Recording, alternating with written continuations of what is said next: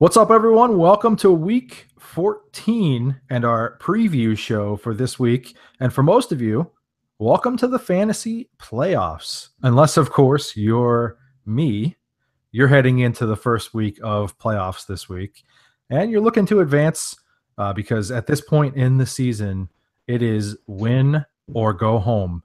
We're going to cover a whole bunch of different areas of discussion in this podcast. Hopefully get you the best info that you need to get your strongest lineup out there, give you some great plays for this week.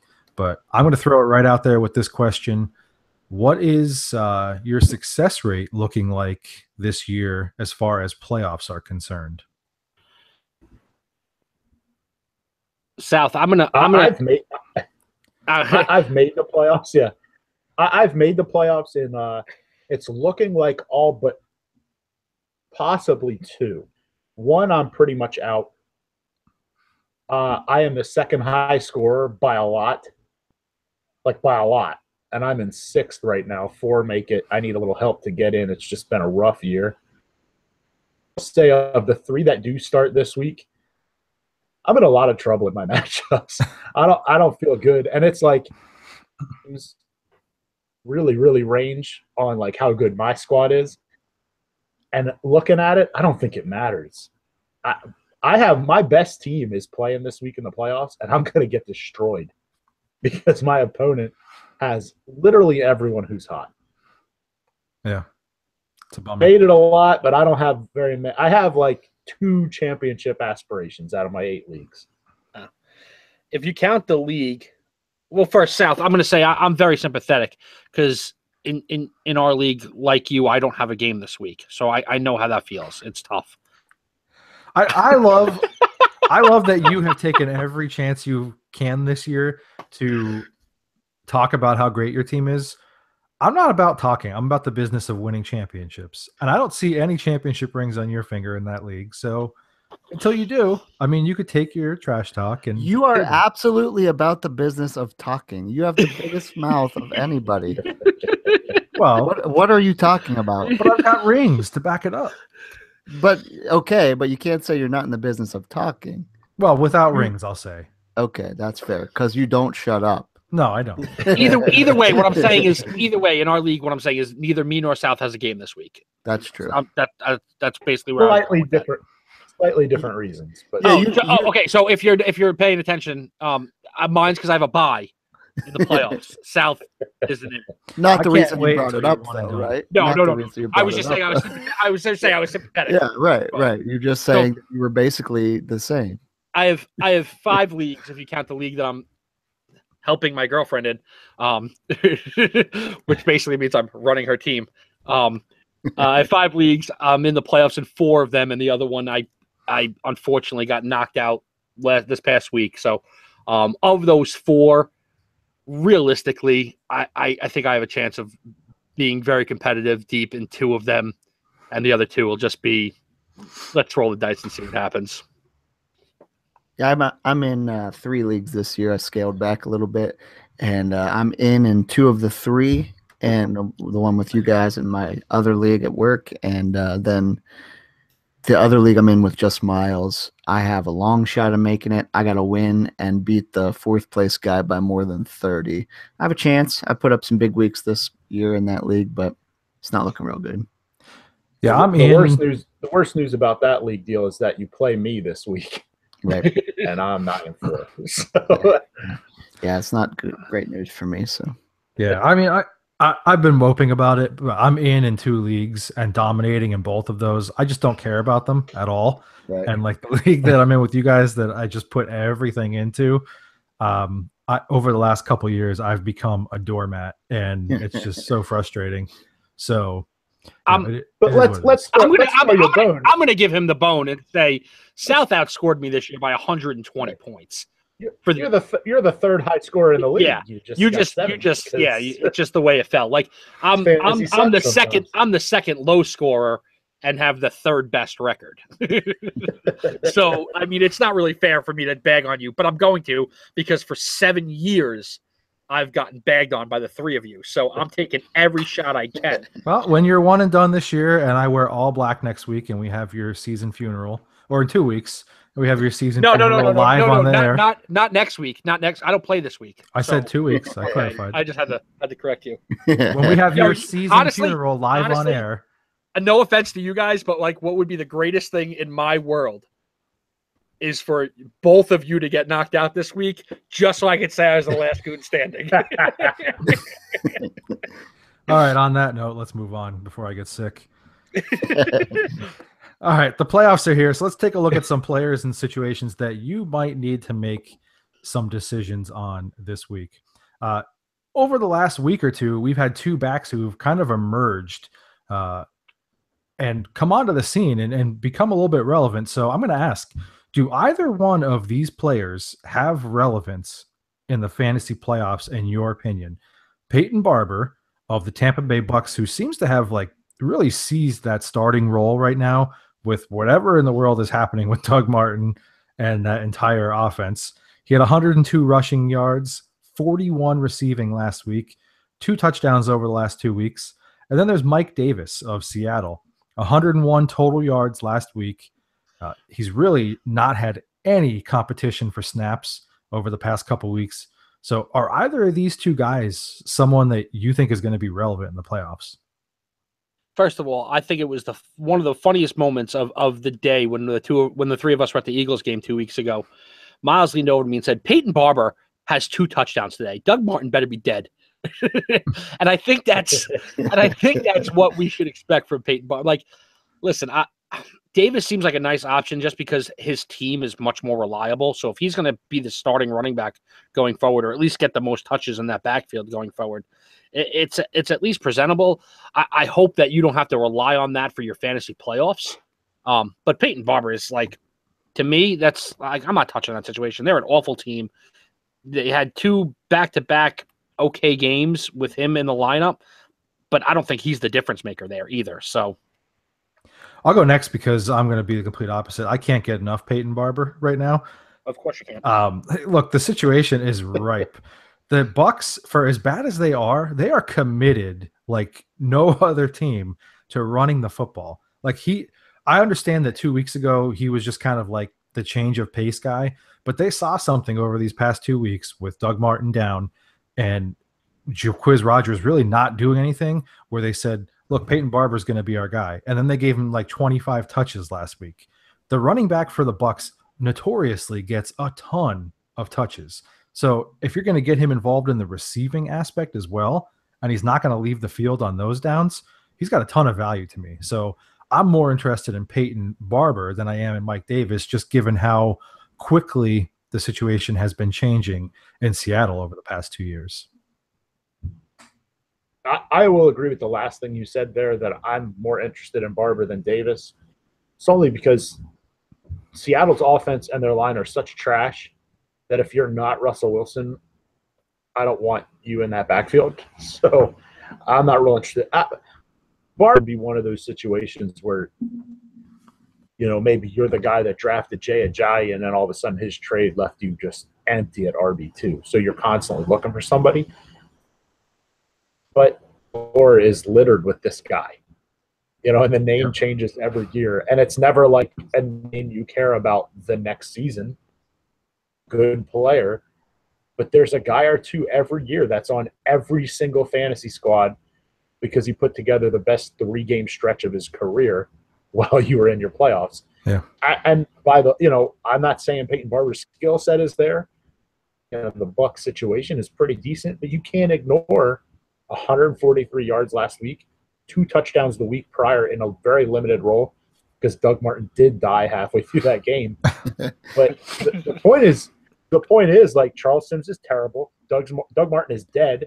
Jacquizz Rodgers is even worse than Charles Sims. Stop. So somebody's got to get those touches, and Peyton Barber it is. Yeah, the only thing I'll add is I like Peyton Barber because of his situation. The Bucks offense outside of Russell Wilson, like you said, is just better right now. And also, I also like his matchups better. He plays Detroit this week, plays Atlanta. Carolina's been pretty good against a run. If it comes down to you're playing Peyton Barber and you're in the championship, like, I doubt it. But yeah, I think of the two, I prefer him.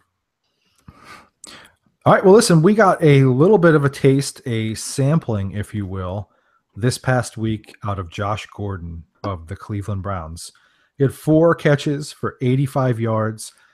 I'm pretty sure he had like 11 targets, though, in that game, which either tells you Deshaun Kaiser is really bad or they just didn't really have any kind of connection or whatever at that point. But he was matched up and pretty effective against Casey Hayward, who I think most of us would say is one of the better corners in the entire league. Yep. And Casey Hayward was actually quoted today as saying that he hasn't played anybody who's given him as much of a run for his money as Josh Gordon did last week.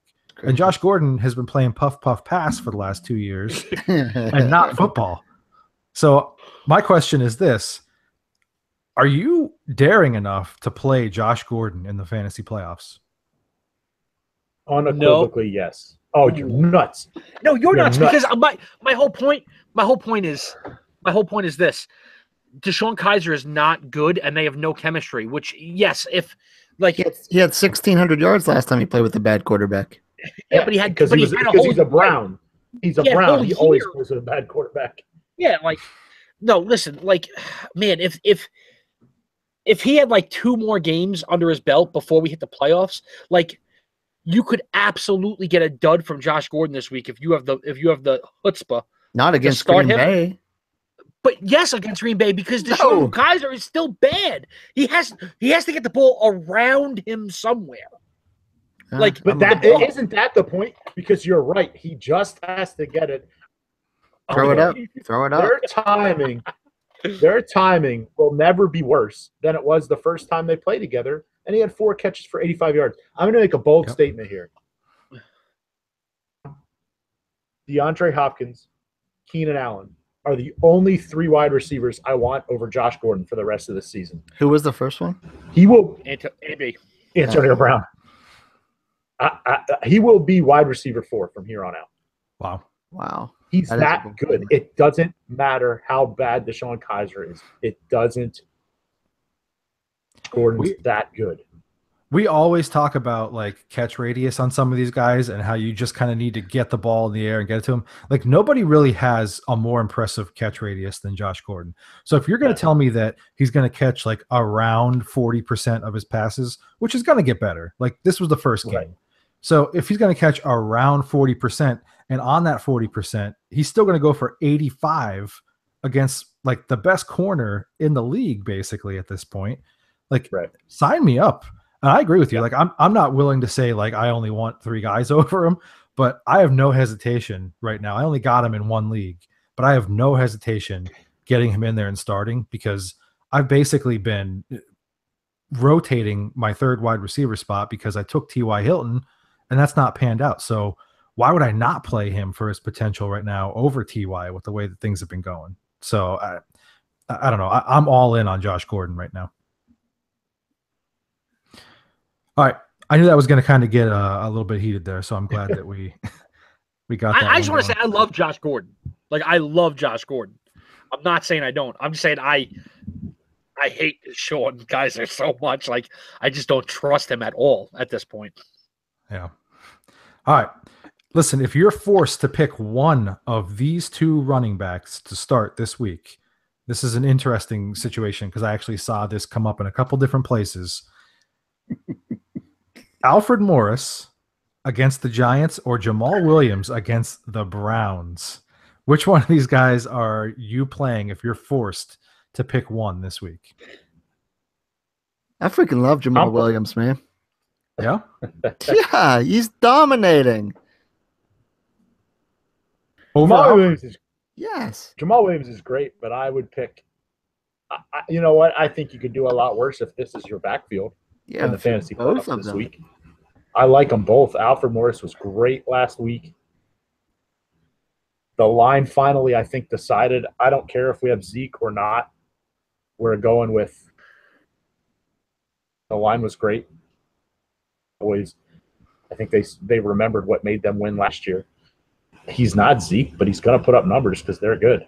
Yeah, just out of sheer volume at this point, the Cowboys are finally realizing the way to make Dak play better is to run the football a lot, as much as possible, pretty much. So with that being said, I'm going to take Alfred just because I think the volume is going to be there much more than it is for Williams. Yeah, I like Williams too, and I think he's got a way higher ceiling, but I feel like the floor is a lot safer at this point with Alfred Morris, and he's more likely to punch one in. It just seemed like they decided last week, we're going to just zone block the heck out of whoever we're playing, commit to like 25 carries, not make Dak try and win games for us. And I think that's just going to pan out for you better. The Giants are struggling bad right now. So You I know think that Jamal Alfred Williams Morris- plays the Browns. I get that, but They've the Browns, struggled like, for 30 years. Okay, Browns but in are a fairness, the middle-of-the-pack Browns, rushing defense, though. the Browns are actually, I think they're top 10 rushing defense. But Like, also, so are the Steelers, and so Baltimore has a good rush defense. He had 21, 24, 26, 24 touches in the last 4 games, and he's been great. I get it. I mean, to me, that's what makes it such an interesting question, because it seems like Alfred Morris is kind of the no-brainer, No, he's not. but it's a sneaky tough question. It really is. He's not the no-brainer. Jamal Williams. he kind of is the no-brainer. The only part of it that's the no-brainer is Is that Alfred Morris has had the chance for 5 years and hasn't been good. No, Jamal it's Williams that is brand new and he's doing great. I want the running back against the Giants 10 times out of 10. The Browns are sneaky tough against the run, but Jamal Williams is legit. So this is a 1A, 1B thing for me. I don't care which one you pick. I agree. I love that both. Enjoy. Yep. All right. Those that are hurting at tight end this week because of Gronk being suspended now for a game, or potentially, Zach Ertz, another top 5 tight end this year, possibly missing with a concussion. You really don't have a ton of options that are out there right now. So I throw this question out there to you. Among some of these lower owned, waiver wire players, would you take a chance on a Tyler Kroft or Julius Thomas or Ricky Seals-Jones, who, when I hear that name, all I could think about for some reason is like Ricky Bobby. I don't know why, but I think of Seal. Yeah. Just because from the road. I think of Seal driving a race car. That's what I think of. Combine those suckers. Or, throwing aside the fact that you're throwing, a dart throw with some of those pickups that are popular right now, would you just roll the dice and maybe run Dwayne Allen out there or Trey Burton as their replacement? I'm going to jump in. I'm all over Trey Burton. Listen, quarterbacks all have things they like to do, and Wentz loves the tight end. What left the game on Sunday night, Trey Burton was featured. He got the ball, and Trey Burton's good. He's not Zach Ertz. He's certainly not Gronk. You know what I mean? But he's higher than the other names you mentioned. So with the fact that I don't think he's going to miss many of those Ertz targets too, but especially in a daily situation, Trey Burton's the bottom of the barrel at tight end. I'm in love with him in daily if Zach Ertz is out. In love, because he's going to get 5 or 6 catches. We'll see what he does with them, but he's going to get those Ertz catches. Right. Even at 5 or 6, he's worth the value. Oh yeah, no doubt.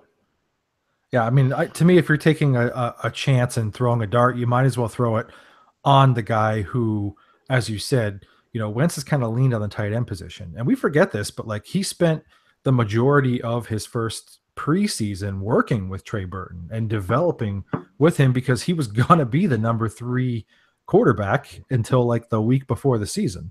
So they've got a chemistry there, and it showed in times now when Trey Burton has gotten on the field, because I'm just not willing to take a chance on Dwayne Allen, because this could turn into one of those situations where all of a sudden a team who loves tight ends doesn't even use one.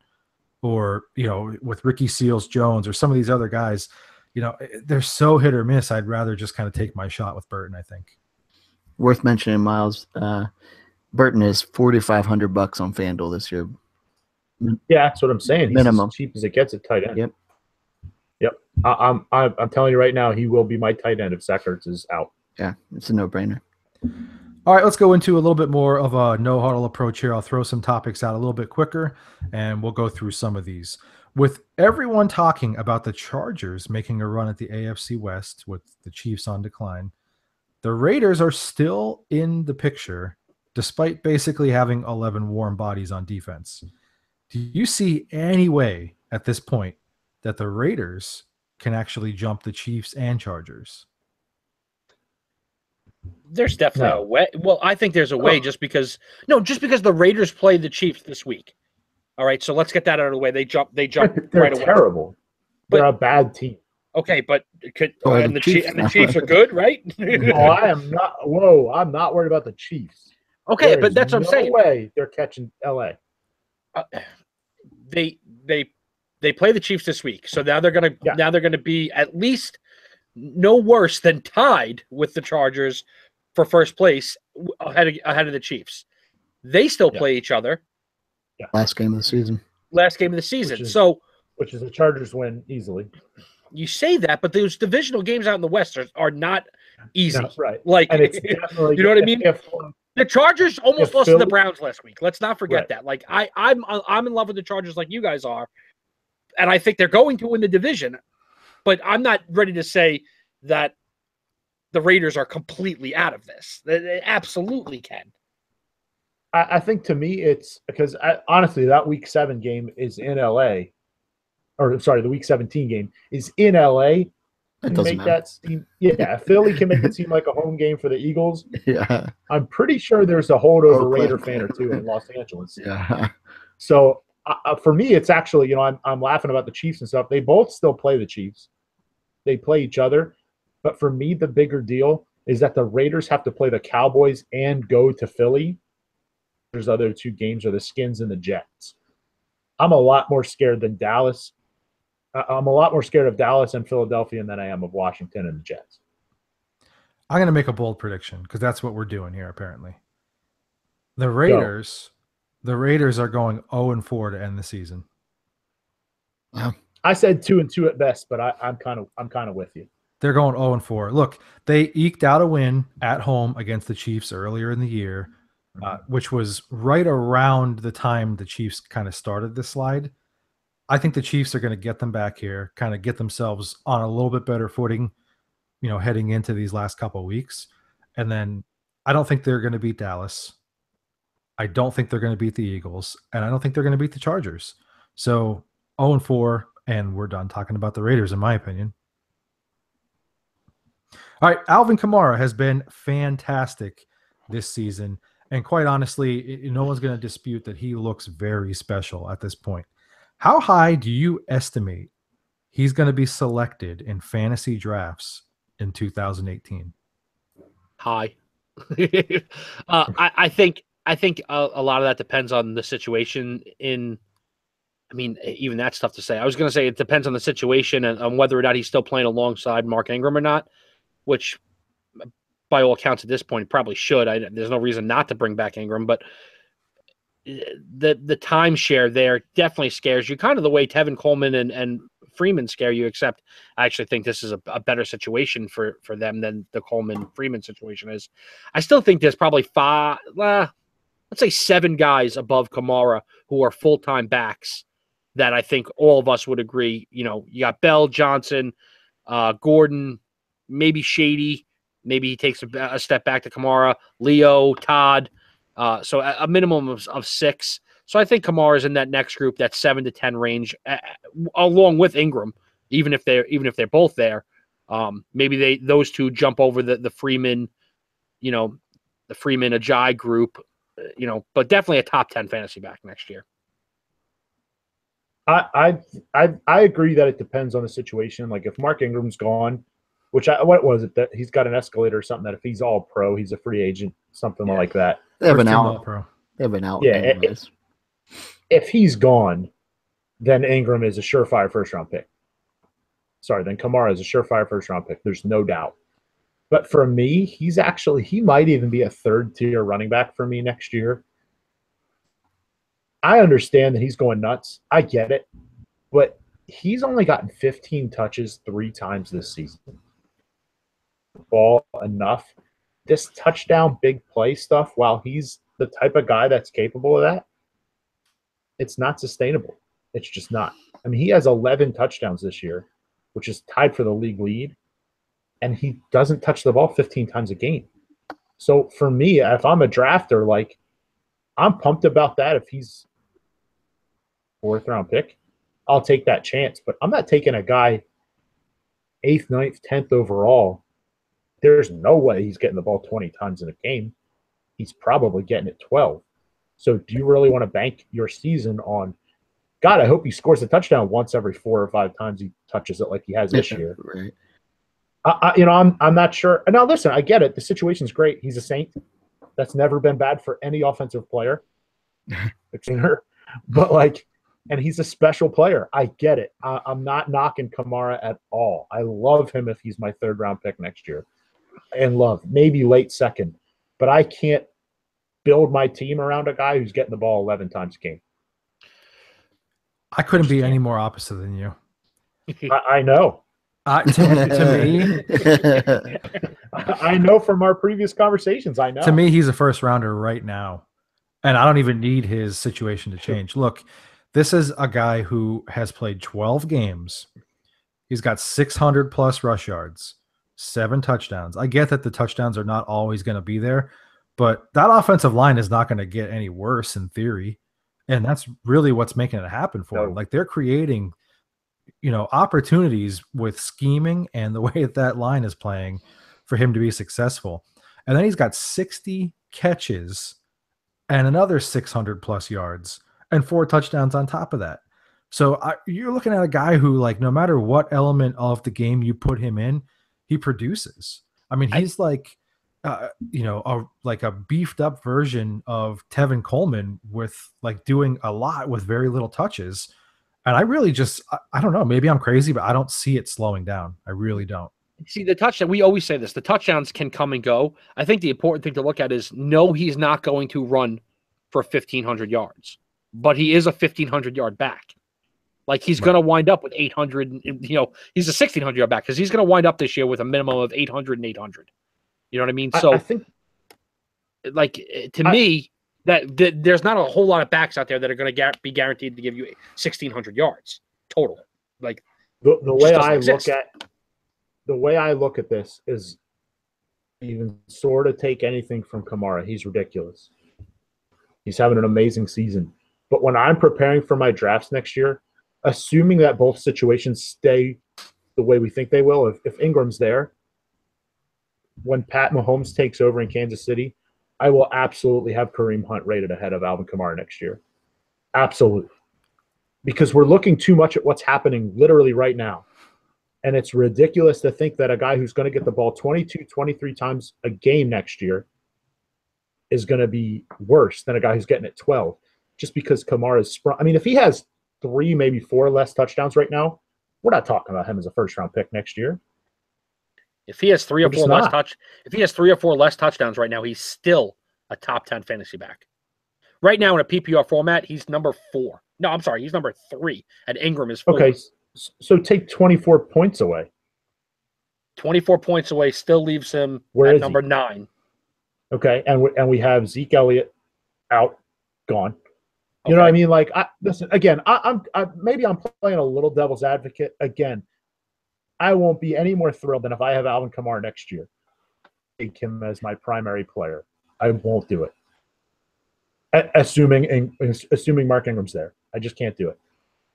Yeah, no, that's understandable for sure. I mean, I get both sides of the argument, but I'm just so quickly changing philosophy, when it comes to fantasy and things like that. So, yeah, I know when we get into things in the off season, it'll be interesting to kind of see where he lands for sure. So, I can't fault you for feeling the way you do. Like, in the first round next year, and I'll be like, God, I'm scared of South already. But I just won't build my team that way. Right.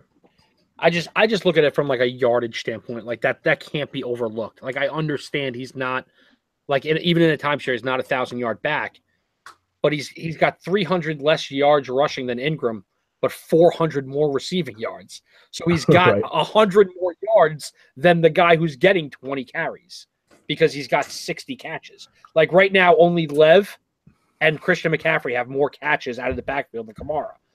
Like, that's insane. So in a PPR format, he's absolutely worth every bit of a top 10 running back pick. Right. All right. Well, let's move on for the sake of time here. Let's talk real quick about Robbie Anderson. He's played great this season, and quite honestly, he should be a Pro Bowler. Right now, he's like the number 14 overall scoring wide receiver, which depending on your scoring or whatever could vary. But he's only like 5 or 6 points away from being a top 10 wide receiver in fantasy right now. So I throw this question out there: can he be a wide receiver 1 in 2018? And does something need to happen with the Jets offense for that to happen first? If Josh McCown is the Jets quarterback again next year, which is a possibility, I think he can absolutely be a wide receiver 1. If you bring in someone else in a rookie, that's going to have a learning curve. There's going to be some chemistry needed to be developed there. He might not come out of the gate the same way. But if they draft a second round rookie, guy, a second round quarterback, and someone that they're going to develop that they like a lot, who might not start day one, and they're going to bring Josh McCown back and let him have one more year, to develop the young guy, then yeah, Robbie Anderson can absolutely be a number 1 receiver. There's no doubt. Like he is right now. There's no reason to think. The only thing that hurts a little bit, and this is just me as a Jets fan, Quincy's really good too, and I think we lost sight of that. He's a target monster. He plays like that H-back role. He's a guy that he's not going to blow the top off a defense and give you the 7 touchdowns that Anderson has, but he's going to steal targets for sure. But maybe he takes over what Jermaine Kearse is giving you if Jermaine Kearse doesn't come back, and then Robbie Anderson can still be Robbie Anderson. So I think he can definitely be a number 1. Yeah, I think we get caught up on like this whole name brand aspect of players. Again, I go back to this. Every time somebody plays against Robbie Anderson, they come off the field and they say, wow, that guy's the real deal. Like he's really good. Like he's better than advertised. He's going to be really special. So, when your peers are saying that and the results are really not slowing down, I'm bought in. I agree. If McCown is the quarterback again next year, I do think that Robbie Anderson is a legitimate wide receiver 1 candidate for 2018. If all things considered, will you rank him there then? I think I will, just because, like if you're, but let me backtrack. There's no way you will. No, because what Rocco said, Anunwa is going to come back. So he's not going to be as much of a clear-cut, like number 1 guy on his own team. So I would need to see, how that all plays out.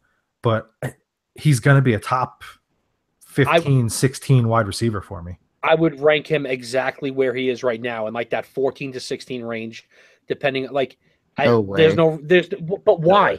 Like, okay, but like, here's the thing. I'll list you 20 reasons why. No, you're saying that because of names. Let's stop looking at names that have done it every year. Okay, but Robbie Anderson has done it every year. This is his first year as a starter. Right. Exactly. That's what I'm saying. Okay, but so in his first year as a starter, he's putting up the numbers.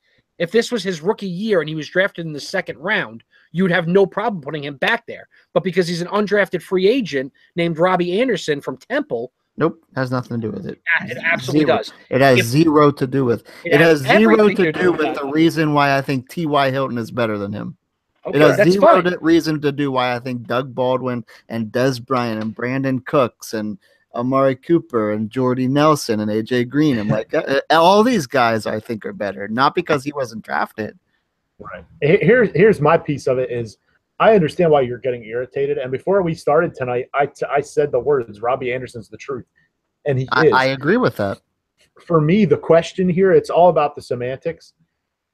Can you win a championship if Robbie Anderson's your best receiver? Definitely, because that means your running backs are like awesome. Leonard Fournette and Mark Ingram, and you've got 2 or 3 studs.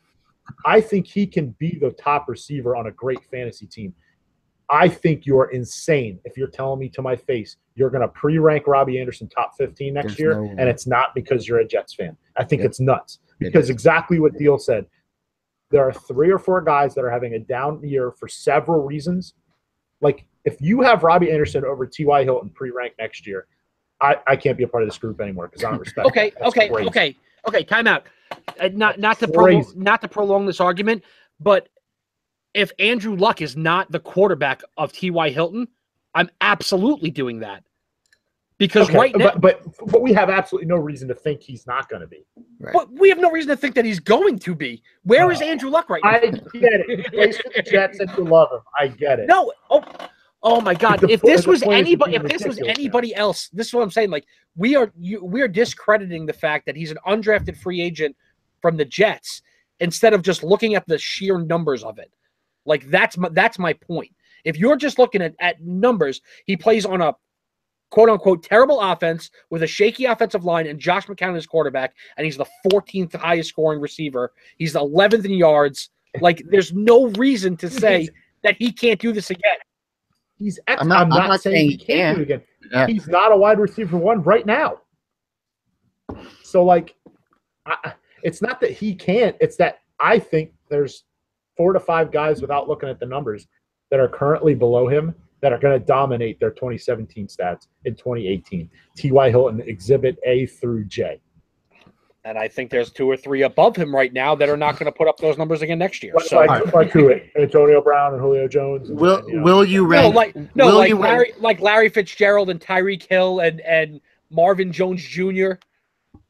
Will you rank Devontae Adams a wide inside the top 15 next year? Yes.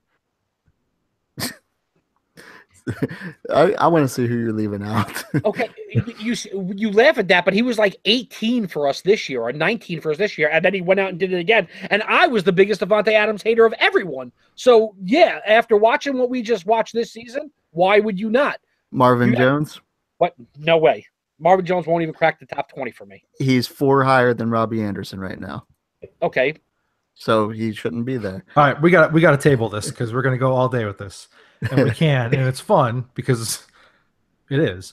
But we got to get to one last question here. It comes in on YouTube, actually. Steven is checking in. He wants to know, should I start Dak versus the Giants this week or Case Keenum versus the Panthers?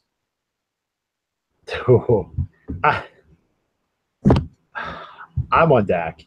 I just am. I don't know. I know Keenum's really playing well, really, really well. And he even had an all right game this past week against Atlanta, but Carolina is a different animal than Atlanta on defense. I think this is a Panthers beat up the Vikings kind of game, which is not necessarily just for fantasy, but I could see this being like a 10-7, 13-7 kind of game. Wow. Whereas I think Dallas could absolutely just destroy the Giants, and a big part of that's going to be Dak.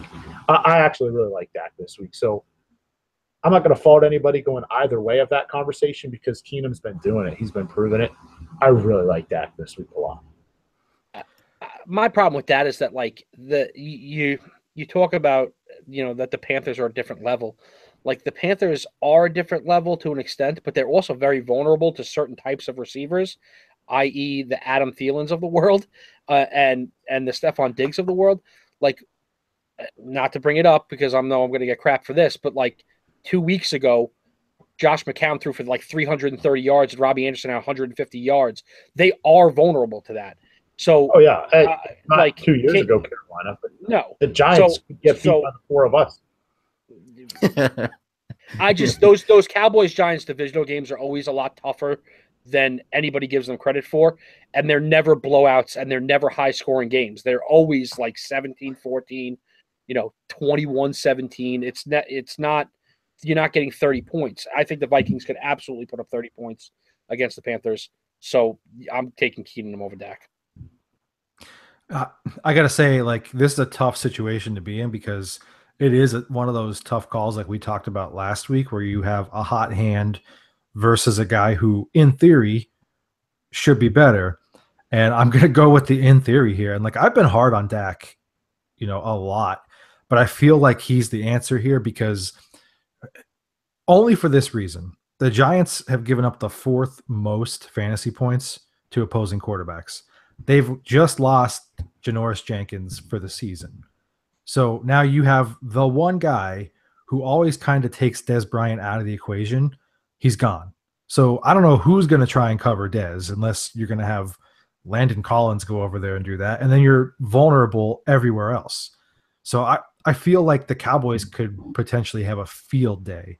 And then you add in the fact that like it's a circus in New York right now. So I just think that they might be able to do whatever they want on offense. And I don't know. It feels like Keenum has to come back down to earth at some point, and I don't want to be the guy that in playoffs that happens to me. So I'm going with Dak on this one. I just want to throw out there that we got 4 straight Panthers games where the quarterback's over 20 points, and they've given up 8 touchdowns in the last 4 games. Yep. To Breeze, McCown, Cutler, and Matt Ryan. So 2 good and 2 awful quarterbacks. Yep. No, I mean, it's a tough situation to be in. So, I mean, I think it's a good situation to be in, actually. Yeah, I mean, it's good, but it's a tough decision, though. Yeah. All right, let's take a quick pause here and just remind everybody. I don't know if you guys realize this, but did you know that in life, you really only have 2 choices? You could either get hungry or you could be hungry.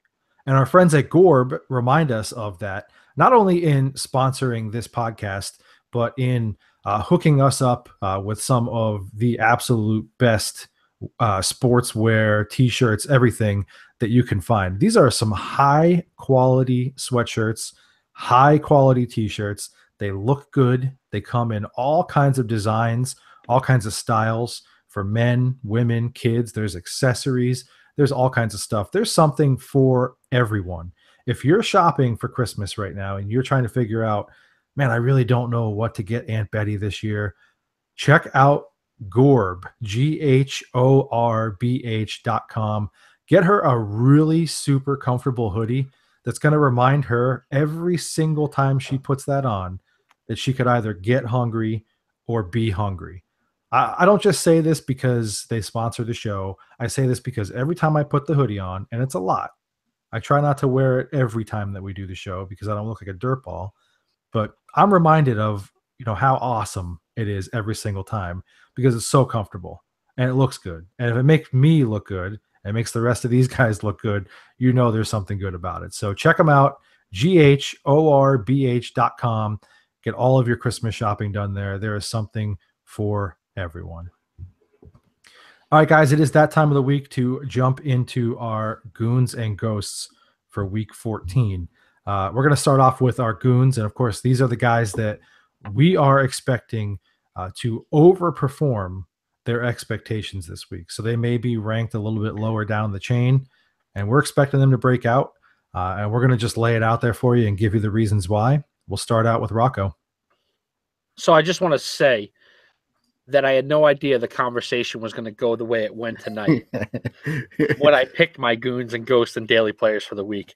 But my Goon for the week is Robbie Anderson, wide receiver number 18 versus the Denver Broncos. Listen, never in my wildest dreams in the beginning of this season did I think I'd be picking any wide receiver to be a Goon against the Broncos. Never in my wildest dreams did I think it would be a Jet, and never in my wildest dreams did I think it would be undrafted wide receiver Robbie Anderson. Yet here we are, okay? Anderson is having what some might call a Pro Bowl season. He's 14th in overall points among wide receivers. He's 11th in the league in yards, tied for 5th in touchdowns. Yet here we are, okay? The Broncos admittedly haven't given up a ton of yards this season. They're 4th overall in rushing and 5th overall in passing, but they have given up a ton of points. They're 25th overall in the league in points, which is very surprising for a team that really doesn't give up a ton of yards. All right. They have given up 20 or more points in 8 of their 12 games this season, including 6 straight as their season has really gotten out of hand. Okay. Anderson has become the Jets' #1 wide receiver undoubtedly this season. Over his last 6 games, he's got double digits in all 6 games. He's got 6 touchdowns in those 6 games. And the only game he didn't score a touchdown was last week against Kansas City in an 8-catch, 107-yard performance. All these things added together, Anderson's going up. The Broncos are going in the wrong direction, and I like Anderson to have a big week, jumping into a top 10 wide receiver week for you. 9 catches, 115 yards, and a touchdown. All right, and my Goon this week is Marcus Mariota. Look, this is a guy who quite admittedly from just about everybody here would say he's had a hit and miss season for the most part. especially when it comes to fantasy this year. This is a team that needs to keep winning to keep pace with the Jaguars. It looks more and more like an end of the season matchup is coming between these two teams. The Cards, who they're playing this week, are the 6th worst fantasy team against opposing quarterbacks this year. So there's an opportunity there for Mariota to kind of break out of this little bit of a funk that he's been in. They've given up 20 touchdowns passing. And here's the real thing why I really like this pick this week. They've surrendered 5 rushing touchdowns this year to opposing quarterbacks. That leads the league. The next closest team only has 3. So they've been prone to the running quarterback, especially when it gets in tight near the goal line there. They've got 2 passing touchdowns against them in 3 of their last 4 games. Mariota is averaging 5 carries per game over his last 5. So I believe that he's going to be able to do some damage with his feet on the ground as well to kind of make up for the fact that he's been so in the passing game this year.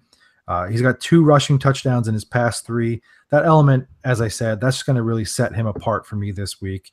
Right now, he's the 19th ranked quarterback. I think that he comes into the top 10 pretty easily this week based on his matchup. I like him for 220 passing yards, 2 touchdowns, add another rushing touchdown in there. Marcus Mariota is my goon this week. Dia, who do you got for us? And my goon this week is Jermaine Kearse, wide receiver 40, because what other podcast can you listen to that tells you should be starting 2 unknown Jets wide receivers against the Broncos secondary? Will you rank Kearse top 20 next year? Number 1 overall, above anybody. Miles will draft him in the first round because he drafts wide receivers in the first round. Just here. That's the only place that you can get that information. In the past 2 weeks, do you know who the number 4 wide receiver and the number 6 wide receivers are? Robbie Anderson and Jermaine Kearse. Number 4 and number 6 over the last 2 weeks. Rocco, this past offseason, would you have thought at any time a Jets wide receiver would be in the top 6? What about 2 of them at the same time? Would you have thought that 2 Jets wide receivers would be in the top 22 at the same time for the season? How about top 222? Maybe top 222. Okay, they're getting it done, though. The past 2 weeks, Kearse has seen 21 targets. In that span, he has 16 receptions, 262 yards, and a touchdown. And the Jets are playing well. We don't know why, but they are. They're playing well. And I know that they're going up against the Broncos, but listen, these aren't the Broncos of yesteryear. They have been more susceptible than we've seen in quite some time to the pass, and the Jets have been more pass happy than anybody on the planet expected. And the Jets have absolutely nothing to lose, and they're playing like they have everything to gain at this point. They're playing well, and the Broncos aren't. It's a perfect storm. And this is going to be the craziest thing anybody said all night, including everything that Rocco and South said. The Broncos have given up 26 passing touchdowns this season, the most of any team in the NFL. The most. No-fly zone. The no-fly zone is frequent flyer zone. And the Jets are playing well, and the Broncos aren't. That's pretty much all we have to say. The Jets, with Josh McCown at the helm, are coming into town. I like Kearse for 8 for 96 and a touchdown. Go Jets. All right, Miles, who do you got for us as a goon? Well, since it's apparently Homer night, talk about an Eagle, which sounds awesome. So I'm going to give you guys Jay Ajayi, running back 36. Ooh. Back in August, that Jay Ajayi was going to be a pre-ranked 36. Rocco and I. Listen, yeah, I don't think 36. But anyways, Ajayi, he's been mostly missing in action since Philadelphia traded for him. Designed because Doug Peterson just likes to rotate those backs, and that's okay. But, in his 4 games with Philly, only 1 top 10 finish in that time, which is not what people had in mind when they drafted Jay Ajayi in the first or second round this year. However, last week against the Seahawks, he finally led the backfield in snaps. Offense just looked better when he was out there in the backfield over LeGarrette Blount. Blount does one thing. He does it really well. It gets downhill in a hurry. too, but he's got some lateral quickness, receiving ability, yada, yada, yada. This week, Philly travels to play the Rams, who are giving up the second most points to running backs in fantasy this year, including 101 combined rushing yards and a touchdown on the ground. The dynamic duo of Kerwin Williams and Elijah Penny. I know Ajayi's been splitting time, but he's better than Kerwin Williams and Elijah Penny. So while the Rams have only allowed one 100-yard rusher this season, they're actually getting killed in the end zone. 14 running back touchdowns in their 12 games, resulting in 8 running backs going double digits on these guys this year. I like the game script to go really similarly for Philadelphia this week as it did last week. Once again, it's going to lead the backfield in snaps. This week, touches, and most importantly for you, the fantasy owner, 90 total yards and a touchdown here for Jay Ajayi. You drafted this guy in the first 2 rounds. You're in the playoffs, or you're either fighting to get there or you're south. I'm not sure which one of those 3 you are. You're fighting to get there or you're in. Go back to August. Trust your draft. Put Jay Ajayi in your lineup. He is going to land in the top 15 fantasy running backs of this week. He has let you down all season. Don't let him down this week. Go Birds. I hate all of you. Somehow I have become the new Rocco. That's what's I up. love it. I love it. That's what's up. Wow. All right, let's talk about our ghosts. These are guys who are ranked a little bit higher this week, who we're out on. We're not feeling that they're going to finish where they're ranked. They're going to drop, and they're not really worth your attention so much this week. And I'm going to go first. I'm going with a running back in that Rams and Eagles game as well. That's Todd Gurley, who is running back number 4 right now. Look, Todd hasn't eclipsed 100 rushing yards in any of his past 5 contests. He's got 3 touchdowns over that span. 2 of them came in 1 game. So, I mean, he's got scores in 2 games over that span. Receptions have really kept him afloat at this point, but he hasn't had any receiving touchdowns over those 5 games either. I'm going to blow your mind here. The Eagles have given up 549 rushing yards this season. That's not a lot, and they've played a lot of games. So it's very hard to run the ball on them. I know we've said this quite frequently. It sounds homerish at this point, but it's also common sense at this point, and you're in fantasy playoffs. So they've given up 5 receiving touchdowns this season to opposing backs, which, you know, could be an uptick to Todd Gurley here, but I just don't see any way that they're going to allow Todd Gurley to be the guy that potentially beats them. I figure that the game plan is going to be to eliminate Todd Gurley from really hurting them, both rushing and receiving this week. Even for as talented as he is, I just think the focus is going to be entirely on him, taking him out of the picture. I'll give him 13 carries, 61 yards, which is a nice day against this defense. 4 catches for 14 yards, mostly unproductive 75 total yards. Definitely not running back 4 this week. He's my ghost. Dio, who do you got? My ghost is a guy we also talked about, Mark Ingram, running back number 5. I'm going to give you 7 good reasons real quick. Number 1, Mark Ingram isn't healthy. I never liked that. Number 2, Alvin Kamara is an absolute animal, so the Saints don't need to push the cart with Mark Ingram. They can just let Alvin Kamara run the ball. Number 3, Kamara has outsnapped Ingram for 3 consecutive weeks now, and this is going to be the 4th. And number 5, I wish that the Colts would have drafted Alvin Kamara. That doesn't have anything to do with this. Just thought it was worth mentioning.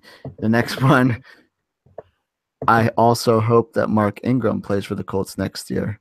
That also doesn't have anything to do with this. But the last one is pass-catching backs like Kamara have played well against Atlanta, and I think that Kamara matches perfectly for that. He is really the best pass-catching back in the game right now, and at least he's playing like it. So I like Kamara to have a great game, but I just like Ingram to chill this week. I like him if he plays. I like him for 78 total yards, but no score. It's a decent game for your backup running back, but it's not RB number 5 numbers. All right, Miles, what do you got for us? Yeah, so we do, just to let everybody in, South sends us Tuesday players when you have it, and we kind of take turns shooting our Goons and Ghosts and daily players over. And I didn't even send in this week, so clearly I was last. All right, but I was shocked that none of you guys jumped on this one. Samaje Perine is running back 9 this week for the Washington Redskins. That's insane. He's going up against the Los Angeles Chargers. On the surface, not too bad. They've given up the 10th most points to running back. So if you're the type of fantasy owner that doesn't go beyond that in your research, you'll probably have the same matchup as South this week. But I'm sorry, Doug. I have to keep going there. I just have to go. I'm going to mute everybody and do the show myself.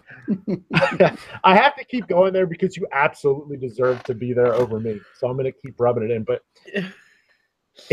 it's a running back. Let's refocus here. But that's in really, really large part to getting destroyed by Jay Ajayi, Kareem Hunt, LeGarrette Blount, Wendell Smallwood, and Orleans Darkwa, who all scored 13.5 or more points from weeks 2 to 5 this season. However, they have only allowed LaShawn McCoy to hit that 13.5 number. And Shady's also the only player to rush for over 65 yards on the Chargers in that span. Perine has looked solid since fully taking over the Washington backfield. I'm not going to take that over. But he only had 7.4 last week against the Cowboys, and that's in large part to that negative game script. When the Redskins fall behind, guess who's not getting the ball? They're a bruising running back who's not explosive in literally any way except for the bench press. With the way Washington's been struggling, and then you combine that with how hot the Chargers are, I expect the Skins to be chasing early and often, leading to a really disappointing 45 total yards, no touchdowns from Samaje Perine week 14. Running back 9, are you kidding me? Don't start him this week. A lot of times with our ghosts, you're still going to start that player, just don't have that expectation. Samaje Perine should not be in your lineup this week. All right, Rocco, who do you got for us? I'm a little embarrassed to admit that me and South are on the same line of thinking this week, and I say that because I have games left to play. All right, let's just skip him. No, listen, I also went with a matchup from the Eagles game.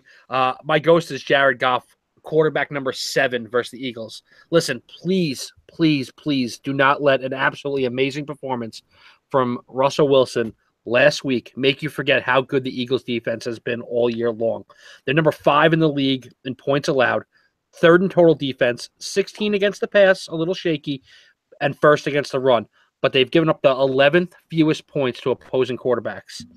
The Eagles have allowed only 3 quarterbacks this season to finish inside the top 10 in a given week. Russ last week, Cam in week 6, and Kirk Cousins in week 7.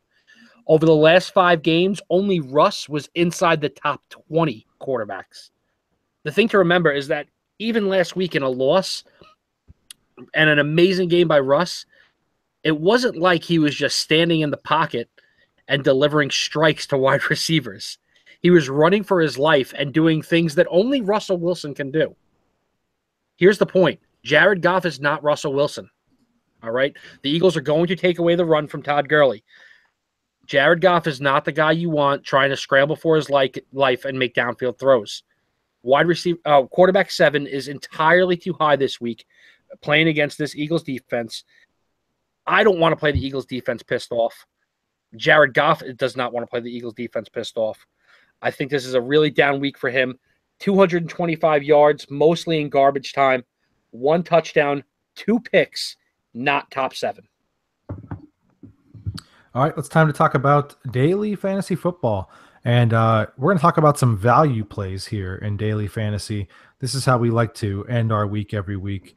We know a lot of you are playing daily fantasy. We look specifically at the pricing on FanDuel. I know that DraftKings, the pricing is a little bit different, but it's a similar concept. We're looking at a player who's going to cost you significantly less to save you money to use elsewhere in your lineup so that you can try and get a good return for less. and have more money to use on a stud, basically. So let's go ahead and give you our daily values here. Deal's going to start us off this week. Mine is Deshaun Kaiser, $6,400 this week. He is really starting to come along. I don't think he's the man or anything, but he's playing decent, and I don't think he's their franchise quarterback, but I love him this week in daily. He's literally the cheapest starting quarterback you can buy. In the past 5 weeks, he's thrown the ball over 30 times every single week, and Josh Gordon saw 11 targets after not playing in the NFL for 3 years, and the Packers have averaged 33 pass attempts per game against this season, closer to 35 since losing Rodgers, and they have the second highest completion percentage against at 68.5%. And basically, like we covered, all Deshaun Kaiser has to do is throw the ball up to Josh Gordon. Also, the Browns can't run the ball. Kaiser has been their leading rusher in 2 of the past 4 games. He has a rushing touchdown in 5 games this season, and he has more rushing touchdowns than the rest of their team combined, all of them. I like him this week for 287 passing yards and a score, 43 rushing yards and another score. He's going to pay out huge on $6,400. All right, Miles, give us your daily value. Yeah, my daily play this week. Second week in a row, I'm talking to you about this guy, D.D. Westbrook, wide receiver of the Jacksonville Jaguars, $5,200. Like I said, I talked to you about him last week. He was my goon last week, and he finished 19 spots higher than he was projected. One of my bigger wins of the year. He got another 9 targets on Sunday, a solid 6-catch, 78-yard line. He's getting better every single week. 13.8 on FanDuel last week, which would be great value even at this higher price of $5,200. He's just weekly disrespected by the site. I don't know why. This week, going up against the Seattle secondary, that's a lot scarier by name than by practice. They've given up the 14th most points to wide receivers. But the last few weeks with Chancellor out, Sherman out, Earl Thomas missing time, more kind of a bigger deal to this matchup. He's the type of receiver that Seattle has struggled with. There's quick twitch guys, reliable to great hands, and most importantly, play most of their game out of the slot. Nelson Aguilar last week beat them for 23.6 FanDuel points. Marquise Goodwin goes for 98 yards the week before. Larry Fitzgerald, 16.3 4 weeks ago. These guys are getting killed in the slot. I like Seattle to move the ball well this week because if you follow my power rankings or know anything about the way I feel about anything in the world, Russell Wilson is a god. I don't care how good Jacksonville's defense is. They're going to move the ball. I expect Jacksonville to have to keep pace through the air a little bit. Expect Westbrook to grab another 6 balls, but more importantly, 85 yards in his first career touchdown this week. That'd be 17.5 FanDuel points. Amazing value for his price letting you spend up elsewhere. All right, Rocco, what do you got for us? All right, this is an interesting situation that I think you guys need to keep your eye on. Robbie Anderson. Especially for daily plays. Not Robbie Anderson. Gio Bernard at 5,100 versus the Bears. Listen, he had a pretty decent game against the Steelers. He didn't score, but he had 13 carries for 77 yards, 2 catches through the air for 19. But almost all of that came after Joe Mixon got injured.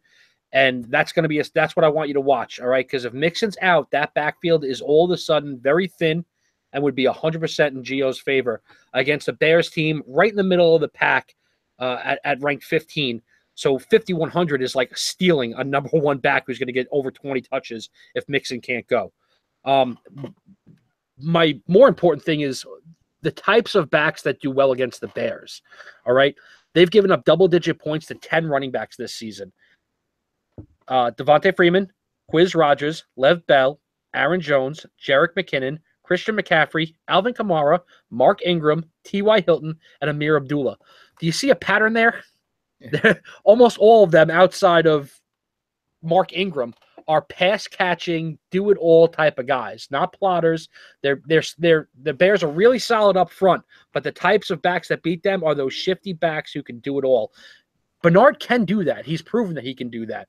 He was the change of pace back there for all the years where they were trying to make Jeremy Hill a thing. All right? Without Joe Mixon in that backfield, if he can't go because of the concussion protocol and whatnot, you got to have Gio Bernard in your lineup. At 5,100, it allows you to spend mucho bucks elsewhere, and he will give you absolutely the production for a 5,100-yard back. All right, I'm going to round things out this week. Look, this is not going to be long at all. This is not rocket science. This is just what we've seen all year. This one's very simple. When Jameis Winston plays, Cam Brate must be used. That's the bottom line on that. He's got 6 receiving touchdowns in the 8 games that he's played this season with Jameis Winston.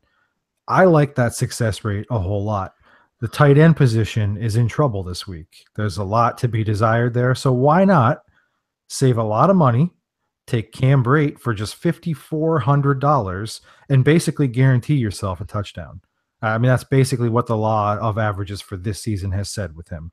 He's not going to blow you away with anything else. His stats, anything else. With Gronk and Ertz down this week, to me, you have to go Brate. I think he's a lock for a touchdown, basically, is whenever he and Jameis play, considering how things are going right now.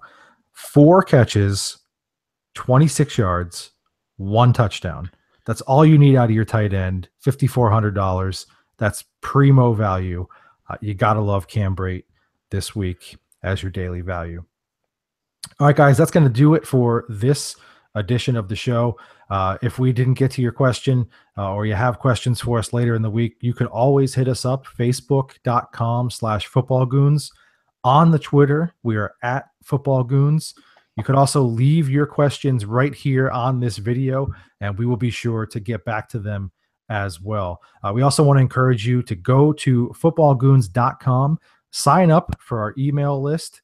Every single Wednesday, we send out an email blast with all of our updates for that week heading into the slate of games. There's no spam. No one is getting a copy of your email address or nothing. It's just one really nicely formatted email that comes out to you with everything we have content-wise for that week. We're basically gifting it to you every single week. So check that out. Also, while you're at footballgoons.com, check out Miles's weekly power rankings. They are up every single week by midweek. Always a lot of great content in there. I am not ashamed at all to, pump those up on the podcast pretty much every week because I enjoy reading them and you will as well. All right, guys, good luck. First round of the playoffs. We will catch you next time.